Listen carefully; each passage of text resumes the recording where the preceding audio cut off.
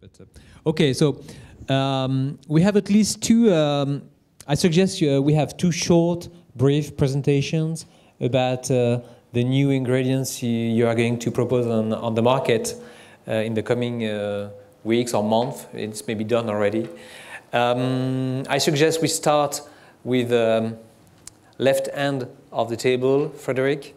And if you want to talk a little bit about your new ingredient, a preservative-like ingredient, I understand, and maybe explain beyond the products and the benefits of the products, maybe explain a little bit about how it has been invented and what was the process to come with this innovation.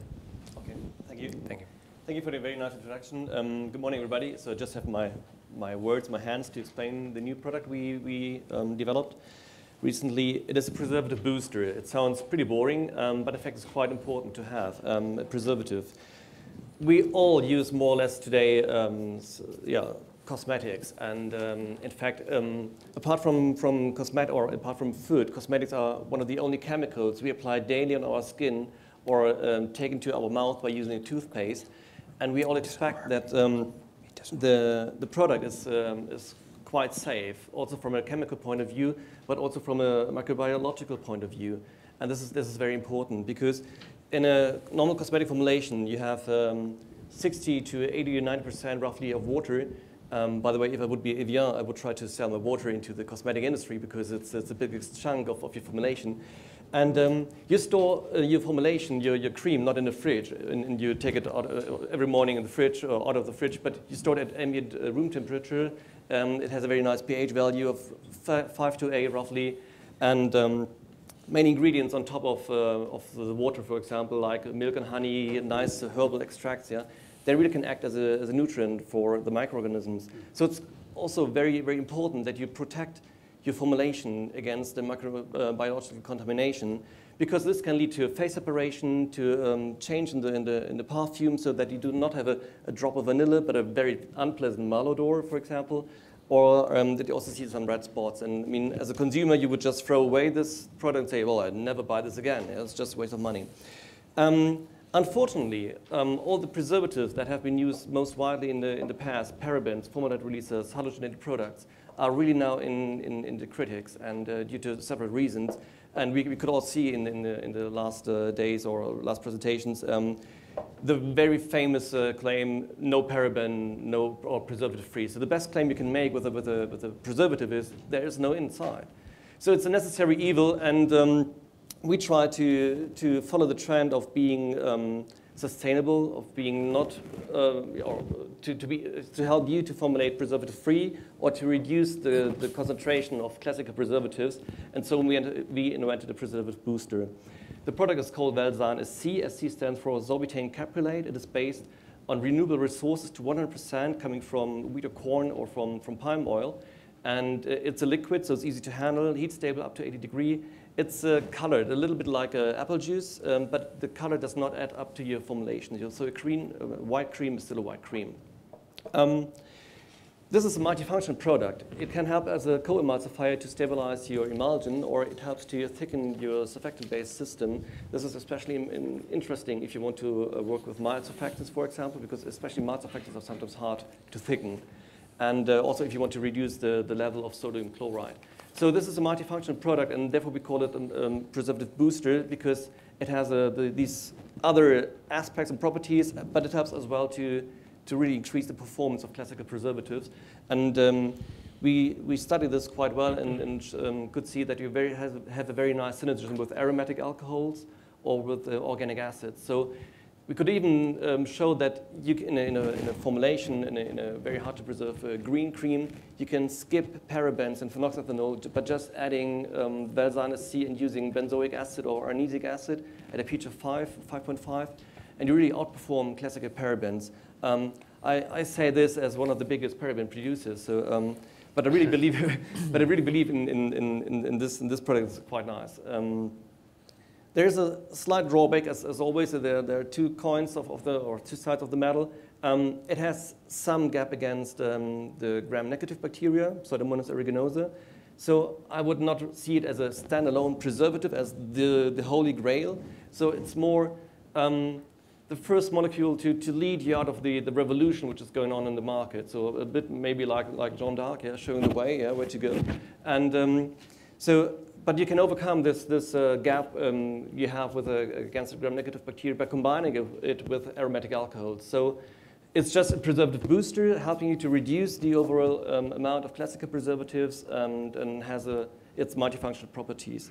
So coming back to your question, how do we how do we invent that? And what was the reason to invent such a product was we clearly saw the trend going away from parabens, and as just said, I mean, one of the biggest paraben producers, it's quite a big chunk of the parabens in our turnover. So we have to find a solution for that.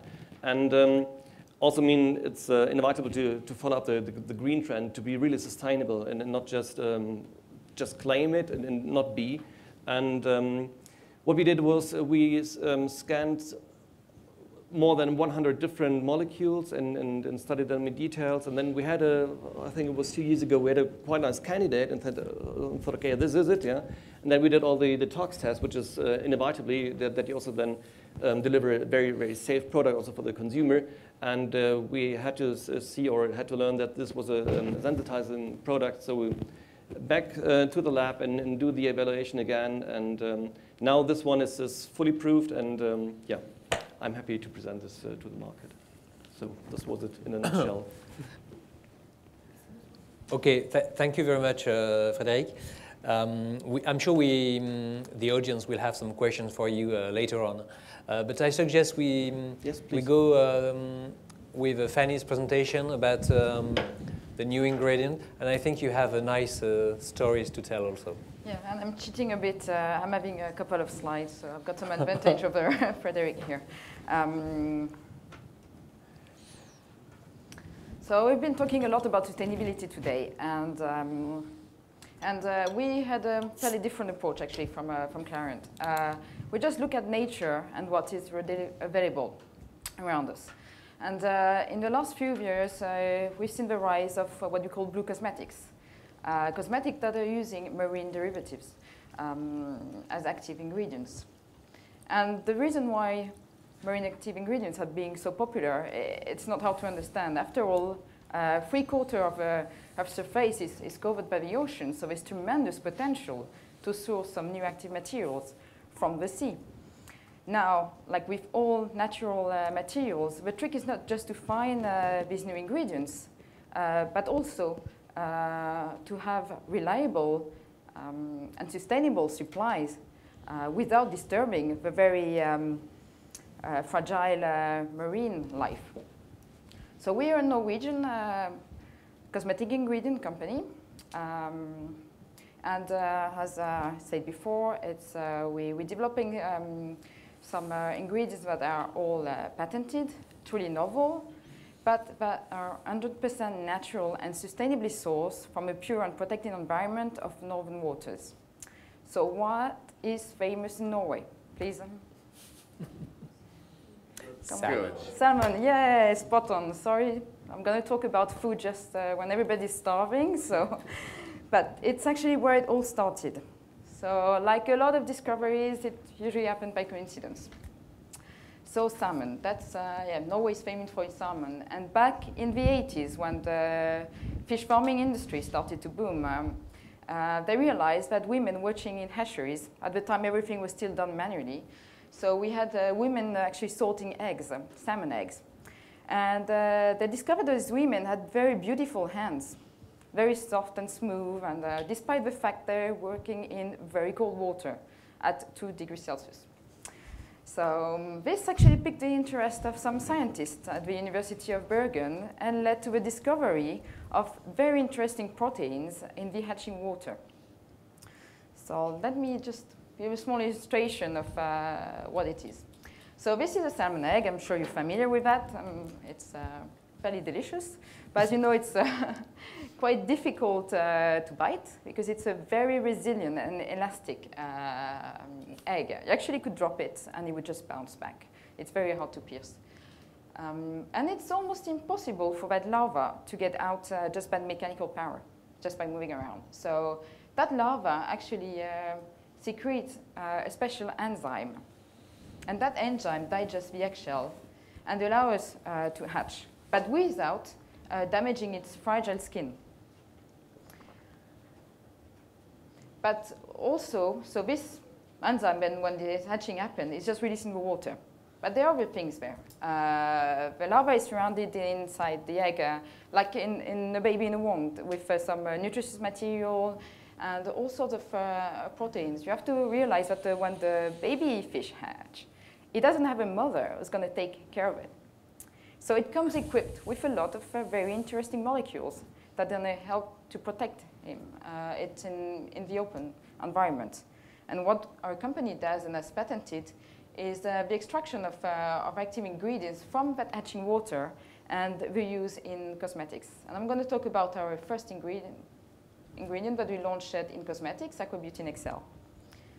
So what actually does all these interesting molecules, this very potent protein solution that you have in the hatching water? The first thing is that enzyme in skin is very interesting. It actually mimics the natural enzyme in the skin. So I'm sure you're very familiar with the skin desquamation process. Yeah? No? So basically all your dead cells get detached from the skin by enzymes. And the enzyme I discovered, we call the zonase enzyme, does exactly the same. It just attacks the scaffolding, if you want, between the dead cells. So each dead cell, corneocyte, is just released one by one. So you have a very gentle exfoliation. You have no irritation compared to all the other exfoliants, and you have a self-limiting ingredient. So it doesn't eat through the skin. The enzyme will just stop at the stratum corneum. And that's unique. There are other unique properties about that enzyme. It is stable in water, unlike papain, bromelain, subtilisin. That's, so we actually measure that it's stable 3 years in emulsions, which is absolutely unusual for such an enzyme. The other thing that we have in that hatching water, because we have that enzyme that digested that eggshell, which is kind of a protein matrix, is some protein fragments. And the protein fragments are actually conditioning the skin and having a nice moisturizing effect on the skin. And other molecules that are secreted by the enzyme actually have a very interesting anti-aging benefits. And they stimulate new cells growth and the epidermal stem cells. But I think yesterday some people were, when we had some of the lectures, people were thinking, okay, this is a natural ingredient, you're not, we're just taking it out of nature. How does it compare? Is it really efficient? There's lots of, well, a lot of consumers and actually a lot of people in industry are very skeptical about how natural ingredients can perform. So I'm just going to show you out of a very large number of tests we did on efficacy, just 2 examples. So how does it compare to the nastiest chemicals? So we looked at, sorry, for the very small picture, because I only had 2 slides, so I have to compress this, but I'll explain. So we tried to understand actually how the other exfoliants like glycolic acid work on the skin and how our ingredient does compared to that. So we used some reconstructed human epidermis that we treated on top. It's the same picture, but different magnification. Top with just water, below with 5% glycolic acid, and then with our ingredient. So with glycolic acid, you see you get a very damaged, is there any pointer somewhere? No. Pointer is down there. On the beamer. Sorry. So you get a really, well, completely destroyed. We actually like to call it the mass destruction of the stratum corneum. On the other hand, I just explained, our enzyme in our product just attacks the binding sites between corneocytes. So you just get one detached one by one. So you get a very gentle microexfoliation. And after 48 hours, what you get is the control. Still, obviously, destroyed skin on top for glycolic acid, but you get a very, very smooth surface. Much smoother, actually, than we would get with a control. And just bear in mind, this is a skin model. So your skin doesn't look that good. I'm sorry to say that, but it's true. So it's really, you know, if we can get better actually than the skin model from real skin, there's actually a much greater difference. Now, does it really perform in vivo? Because this is just skin models. We've just completed a trial, a 12-week clinical trial. Unfortunately, I don't have all the data today. I will get it next week. So it's, well, bad timing. But I'm going to just show you some of the picture we took at 6 weeks. So the aim of that trial we did on 100 ladies between 40 and 65 was to really measure the effects of our ingredient when it comes to anti-aging benefits on photo-age skin. So there we're not looking at, obviously because it's has exfoliating properties, how you can smooth the skin and improve the clarity, but also if you could get rid of fine lines, wrinkles, hyperpigmentation, and if it had any effect on elasticity. So I think, you know, picture is worth 1,000 words, so I'm just going to show you just what at 6 weeks what you can already start to see. So you can see that actually the complexion is much clearer. That you have, maybe with the light, I don't know if you're going to see well. Can you see actually? That's fine. Yeah, because, well, not that... Maybe. Maybe. Maybe. Well, you have actually less wrinkles there, far less fine lines around the eye, less redness, and so actually after 2 weeks we could really see a difference and measure it clinically when it comes to the smoothness as expected and the clarity. But after 12 weeks we got really good results on all the different parameters we assessed. So, and just a last word about you know, how to formulate and physically how does our product look like. Basically it's a liquid, a water-like liquid. And you may be wondering if it's coming from a fish origin, if it smells. It doesn't. So it's purely crystal clear, odorless liquid, very easy to formulate, stable at a pH that is much more friendly than common AHAs. It's active at around optimal pH 7.5, so, but you can go to a skin pH as well. And a product that can use for all sorts of applications. Even the more sensitive skin, as it's the only really safe alternative one. So, thank you very much, Fanny. Interesting. Maybe I suggest we get a first reaction from our third panelist. Okay. Okay. About those two innovations, and maybe maybe a comment about for preservatives. What do you think about this trend of a preservative-like product versus all generation of preservatives? And for maybe Fanny, what do you think about the use of active material from animal origin? Right, sure. Okay. So I mean, whilst you were speaking, you may have noticed I've been using the hot seat to make some notes. So I've made some notes on the hot seat, and really the kind of questions, and you probably would predict that these would be the questions I would ask you, and I'll start in the order that you presented stuff. Right?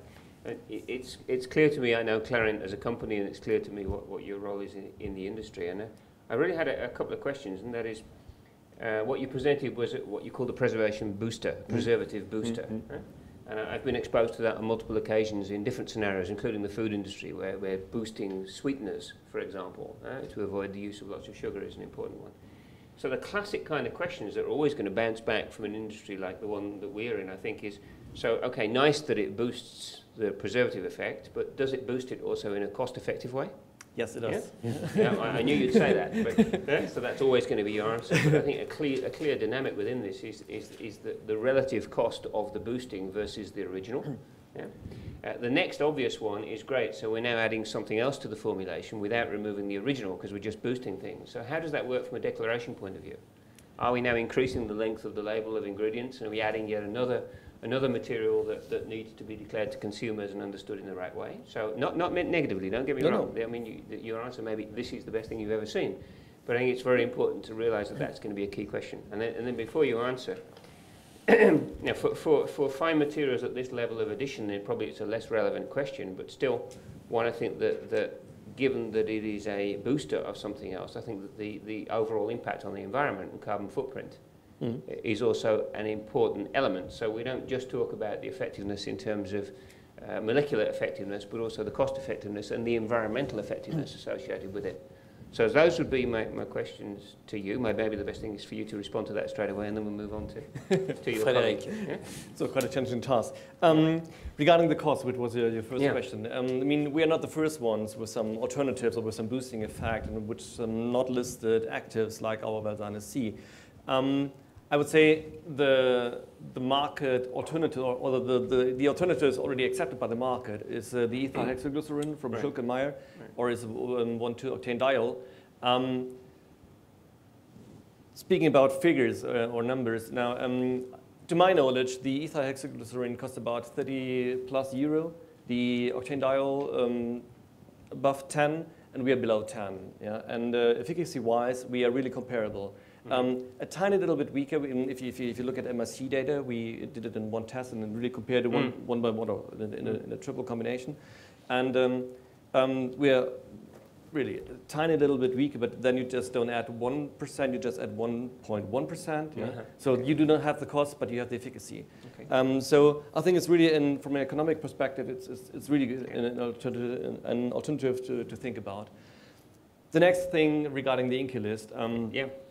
We cannot hide this molecule. Exactly. There are, I said, preservative-free products like anisic acid. You can hide as a perfume. Yeah? So you add it and claim it to be a perfume, but in fact you use it as a preservative. So this you cannot do with a sorbitane caprylate. But I think you do not need to hide it, because you have additional benefits like the co-emulsifying effect for your emulsion, or like the thickening effect for your shampoo. So I would proudly write sorbitane caprylate on top of your product, not try to hide that. And I think also the sorbitane caprylate does not have a bad impact from the name. So I mean, for example, there's a CRR report regarding the safetiness. CRR report from 2001 saying that you can use it up to 10% safely without any negative effect. So I think that there's no need to hide it. Okay, it's 2 more words on your INCI list, I understand. Carbon footprint. Okay, the old game. If we take mineral oil-based products, we increase the carbon footprint, the overall amount, which is around us, or the CO2 which is around us. If you just use products from a natural resource, we might want to fight with the food industry and stuff. We fight with the food industry, but in fact, the palm oil use, I think it's the cosmetic industry, which is using the palm oil, just makes up 15% of the palm oil which is used for the food industry. So it's not a really big contribution. And in contrast to the oils or emulsifiers you normally need, with the sorbitane caprylate you just use 1 to 1.5%. So again, only a fraction of what you normally would use. Okay, great. Thank you, Frederic. Maybe, Graham, a couple of questions for Fanny? Sure. So I had two questions there. And thanks very much for the presentation. And one of them was, purely because I'm not familiar with you as a supplier, nor do I know your business model or company structure, then for me there's always a question with a material like this about, well, what is the industrialization model? So you're looking to find excited customers who might want to apply the material, and where does your company see itself in a future value chain? Are you the inventor, more on the technology side? Are you really the supplier? And what happens if it's successful? You get my point? So strategically, how do you see that as a company? That would be a question. So I'll pause for a second on that one. My second 2 questions are ones that I think you're hinting at, and that you would immediately predict. And it's because there is, of course, a lively debate around the use of live enzymes, if I call them that, and also the kind of peptides and proteins and materials in the context of allergies and these kind of things. So it's a lively debate that I see happening all the time, particularly in the space of the potential use of enzymes more broadly in the personal care industry. And so I'd be interested to hear your reactions on that. Now, those were my 2 points. Excellent. No question on the animal derivatives. Oh. No, yeah. I left it out, especially. So to answer your first question, so we're a small company, but we outsource actually our production. And we're using a manufacturing partner that have a fully scalable process. So we can have a same lead time on a very small batch of a few kilos up to a few tons. Yep. One thing also you should know, it's actually salmon only hatch once a year. So, right. But what we did actually, we kept the, what would say, crude hatching fluid frozen, and we just then make our materials on demand. Okay. And we have currently enough stock to make up to 30 tons of active ingredients. So I think we're pretty safe for the next few years. Right. So there's no much issue on that. Okay. So your second question about enzymes. Our enzyme, as far as we know, is the only known totally safe under protease. We've been all through the safety test and did some sensitization studies, and we have a really clean cell profile. Okay. So that's really actually unusual. And the thing we actually looking at it is why this enzyme is is so safe and stable actually. Yeah. This is truly unique. Okay. Good. Well, just one thing. I was a bit disappointed about not having a question. I was expecting, so I've actually left out of the presentation some material to get something about. So what would you like me to ask you?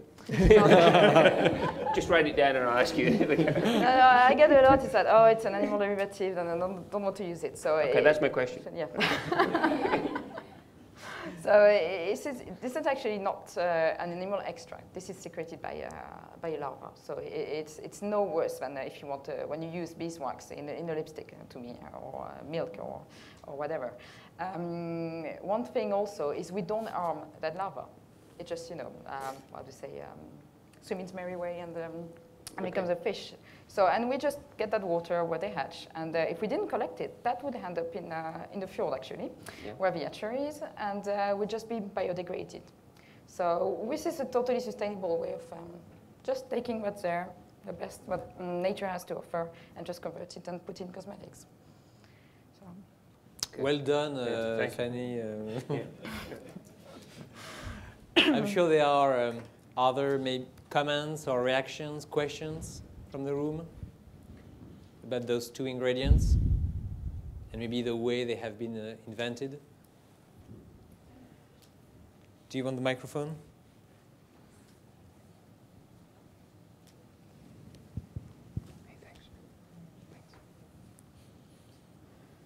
So this is a question to Fanny about safety. Ralph described this morning that there is a freezing zone in the process development between creative phase and executive phase.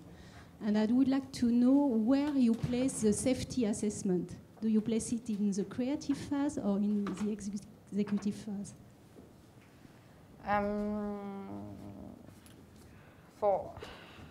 We did it initially for our first ingredient, really on the creative phase, and that's for the rest of the ingredients as well. Because it's such a showstopper that we had to think about it. And when you look at creating new raw materials for cosmetic industry, I mean, the regulation is so strange nowadays, and the investment, especially for a small company like ours, that's so tremendous, especially for testing. So we had to think ahead and really look at in nature things that, compared to things that are already known. Sorry. Oops. And see if we can, if there's no, reported any side effects from, thank you, for any materials that could be similar. And I have the same question for Frederic. Where do you place the safety assessment in the process of development? First, it was really, so safety was coming last, because we first wanted to see what is the performance of the product really. So when we checked several compounds, we looked first on the performance, on the overall performance, and then at the end of this evaluation phase, we then studied the safetiness, and then we get more and more in the details and writing the patents and stuff.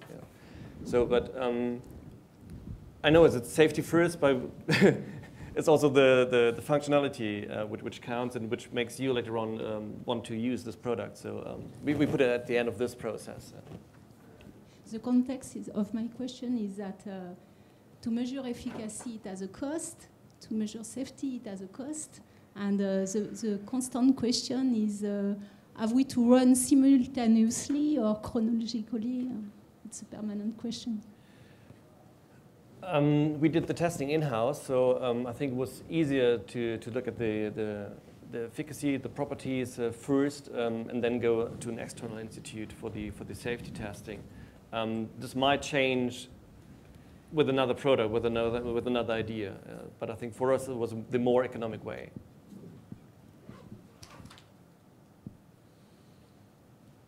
Other questions? Yes, Ralph? A question to Frederic and a remark.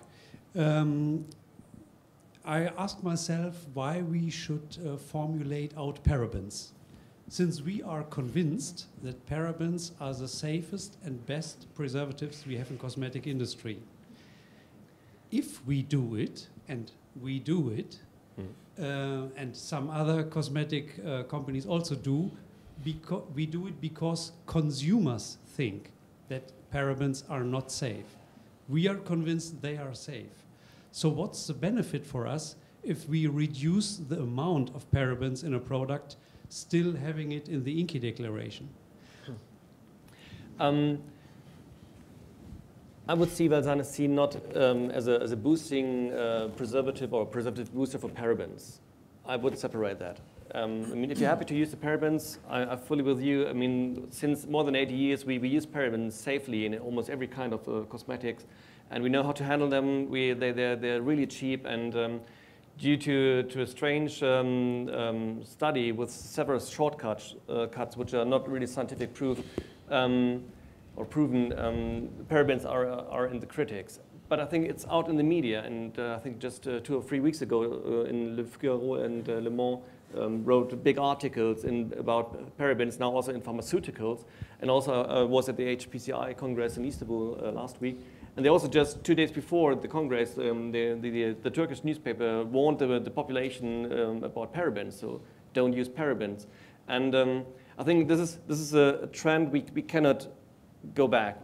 I think it's good to educate the consumer on one hand, but I think at one time you're lost. Yeah, I mean, so I think we have to accept this and use the parabens in markets or in application fields where they're still accepted by the consumer, because we know they are safe as used. But at the end of the day, we need to react to the market. And I would see the Valsane C not as a booster for parabens, so I would really see it as an alternative combined with aromatic alcohols or organic acids or other actives. Yeah, I don't think as an industry we have to accept this, because for the sake of being free of XYZ, we are using a number, or we are developing boosters that, in a certain extent, are not assessed from a consumer safety point of view on the same basic rules than preservative or other things would be assessed from a consumer safety point of view. So I think as an industry, I mean, the suppliers and the cosmetic producers do have a role to play in, fighting this type of PR issues that, at the end, leads us to do something that, from a consumer safety point of view, might not be the best. Fully agree with you. I think we are all sitting in the same boat, yeah, and go down the same river. And if someone is saying, hey, without silicons, without parabens, without mineral oil, without anything, without chemistry, without ingredients, yeah, sooner or later we will just be able to sell water, and then even this must be nitrate-free and then sodium-free and stuff.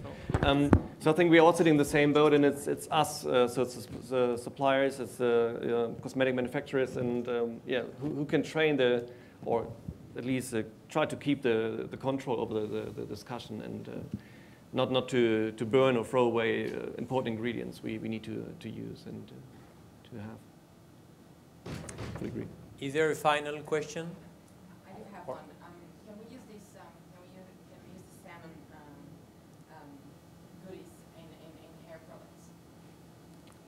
Yes, but for the, I would say that if you want to work on a scalp, and you could have some benefits from there. So could imagine using it for in anti-dandruff shampoos as a complementary ingredient to have a healthier scalp. We haven't tested it on the hair follicle yet, but something we will look at in the future.